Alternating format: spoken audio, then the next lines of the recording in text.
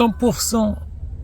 432 km et on va dans le 13e, je sais pas où. Parce que on va dans le quartier asiatique. Bon, aller manger asiatique, ça faisait longtemps. Ah, 3h30 comme 3h42. Ah oui, quand même. Et avec sans les péages, avec les péages, 2h50. Ouais, donc 50 minutes de différence, 26 € de différence. Bah, pour ceux qui gagnent 26 € de l'heure, voire le double, 52 € de l'heure, ils peuvent prendre le péage. Moi, je suis pas pressé, 12h30. Nickel. Et on arrive à 53%. Merci Samuel pour la recharge gratuite du soleil. Heureusement que c'était hier, parce qu'aujourd'hui, bah, tu vois, il pleut. Il pleut. Allez Samuel, merci beaucoup. De rien. À bientôt. À bientôt, ouais. Allez, bonne route. Merci.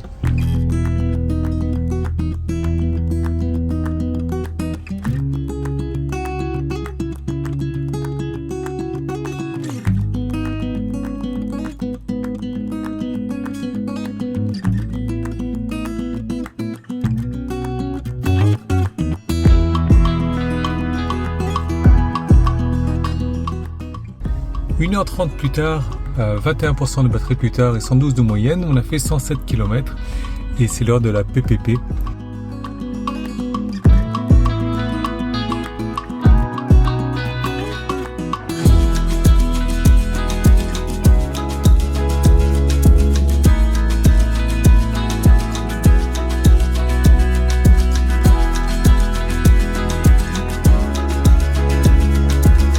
Allez, pendant qu'on est en train de chercher une place, parce qu'on est littéralement à 3 minutes, eh bien, 141 km, 1h56, c'est une moyenne dérisoire de 103. C'est hallucinant. Les routes sont plates, hein, et bon bah, j'ai été à une moyenne de 70 km/h aussi. Bon, comme tu le vois, finalement, je me suis arrêté à une borne de recharge là parce que j'ai du temps devant moi. Tu vois qu'en plus, je suis à 49%, je viens de démarrer, je suis à 120 de moyenne, enfin de pic de charge là. Je suis sur un V2. Voilà un peu le planning. Je vais à l'aéroport, je repars là-haut et je redescends vers Auxerre. Donc l'idée, ça va être que je saute ces deux superchargeurs là, surtout celui de 0 minutes. Donc en gros, pour ça, ben là, tu vois, j'arrive déjà avec 8%. Je vais me recharger parce que j'ai le temps. L'avion que je vais récupérer, là, il arrive à 17h20, c'est-à-dire dans 1 heure. Donc, tu vois, j'ai vraiment le temps. Du coup, comme j'ai le temps, je vais regarder la suite de Hervaten.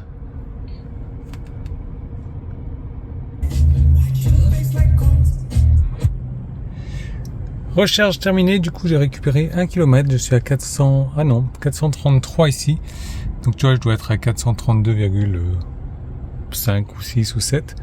Par contre, ouais, j'arrive à 17h15, je vais passer un petit peu de temps encore ici, comme. Bah ouais. Allez, on va se débrancher. Hop.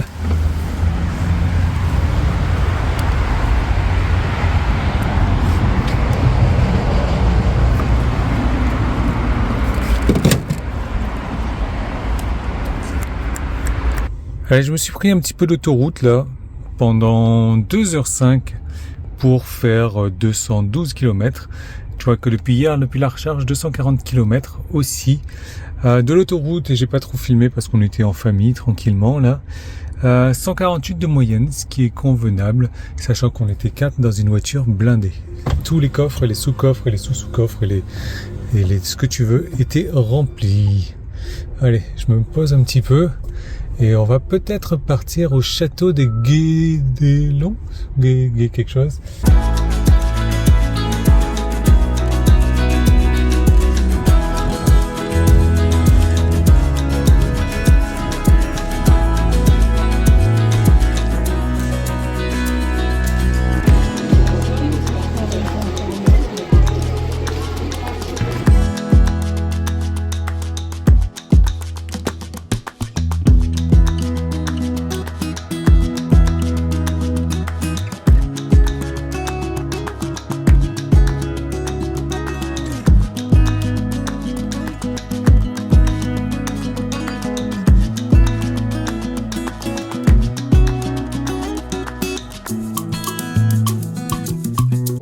Ça arrête pas de supercharger en fait, hein, donc j'arrête pas de rouler aussi en même temps. J'ai superchargé tout à l'heure, j'ai fait 140 km depuis.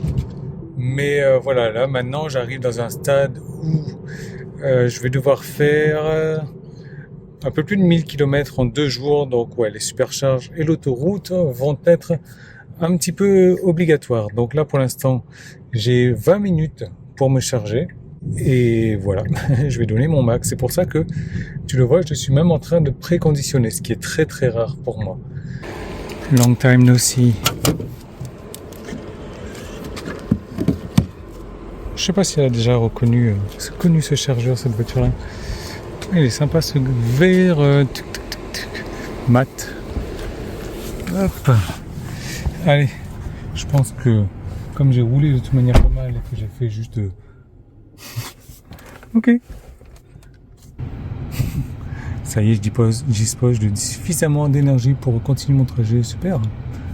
Où est-ce que tu sais où est-ce que je vais là? Espèce d'idiot. Allez, je m'en vais. Je suis venu te dire que je m'en vais parce que voilà, je suis toujours en avance. Rendez-vous à 19h30. Quand même chargé le super chargé. L'autre il paraît de son coffre ouvert. Super. Regarde le super chargeur, il l'a laissé par terre en plus. Oh.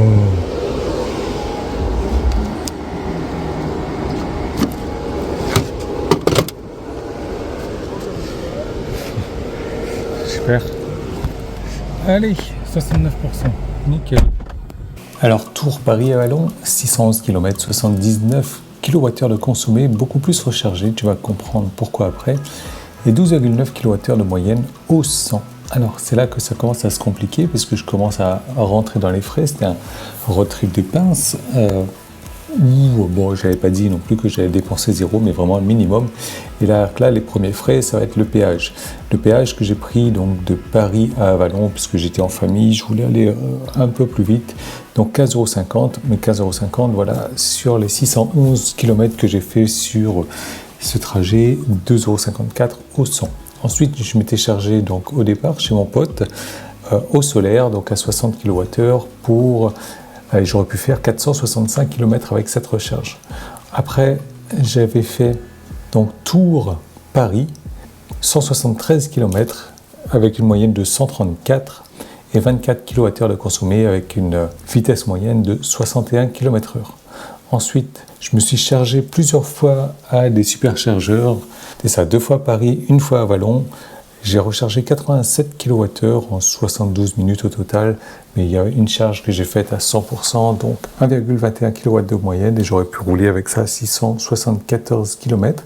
Et ça m'est revenu à 31,32 €, parce que j'étais en moyenne à 36 centimes du kilowattheure.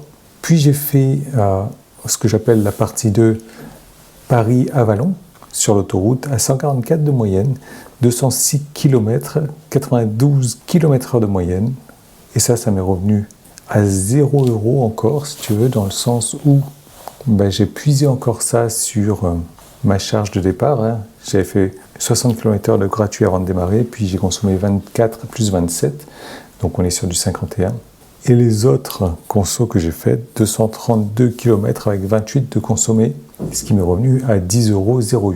Pourquoi est-ce que j'ai rechargé autant? Parce qu'en fait, le lendemain, la prochaine vidéo que tu vas voir, je pars directement à 100%. Mais bon, ça tu verras dans la prochaine vidéo, il faut t'abonner, me mettre un pouce en haut aussi, tant qu'à faire.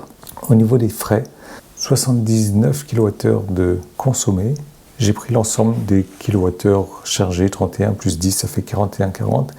Et avec péage, on est à 56,90 €, soit 9,31 € des 100 km. Voilà pour ces stats. Je te recommande encore une fois de t'abonner. Tu restes en ligne parce qu'on enchaîne directement avec quelques Conarland. Alors, pour m'envoyer des Conarland, tu peux le faire par email teslaventure974@gmail.com. Là, j'étais à Marseille, c'est pas vraiment un Conarland, j'ai plus eu en fait de la peine pour le camion là parce qu'on est sur une 3 voies. Alors, je sais plus à combien la vitesse était limitée.